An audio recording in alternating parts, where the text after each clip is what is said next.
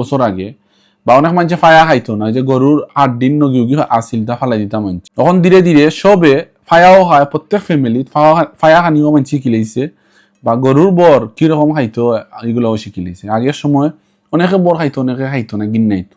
আর এখন বর সামনে থিলে মানুষের গুস্ত তুই আগে বর খায়, আর সহ্য করতে পারি আর না।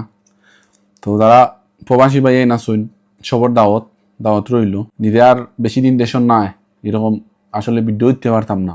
অনেক ভাই আনতে লাইক করেন, বিশেষ করে ভিডিওটা মানানির কারণ হয়েছে কি অনেকে হইতে পারেন খানির ভিডিও করা লাগেনি। আমি তো বেশিরভাগ প্রবাসী ভাই আনতে লাগে ভিডিও বানাই বা ভিডিও করি, আপনারা যারা নিয়মিত তখন সবে জানেন। ভাই আনতে মিস করেন, অনেক ভাই আনতে কমেন্ট করেন, মেসেঞ্জারে মেসেজ দিন, ভাই আপনার ভিডিও দেখি, আপনার ভিডিওত গরুয়া খানি অনেক নিষ্ঠুলিয়া ধরেন, আমরা অনেক দিন হয়েছে খাইতে পারলাম না ওরকম। মানে অনেকে লাইক করেন, ভালো লাগে তারা এই জিনিসগুলো দেখিয়া ভালো লাগে, মানে পুরানা অতীতগুলা মনে হয়। তো আমি আমার রুটির লগে এক কামর ধরানি বিসমিল্লাহির রহমানির রহিম, বিসমিল্লাহি আলা বারাকাতিল্লাহ।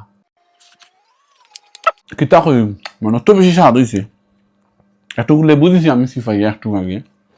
তার মাঝে আমার সিলিটি মানুষ আত্মরা না খাইলে কিতা হয়নি, হালকা আত্মরা আছে।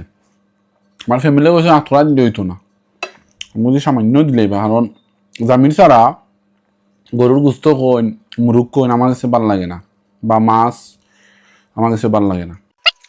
আপনারা যারা ভিডিও দেখরা সে কোন জায়গা থেকে দেখরা জানাইবা।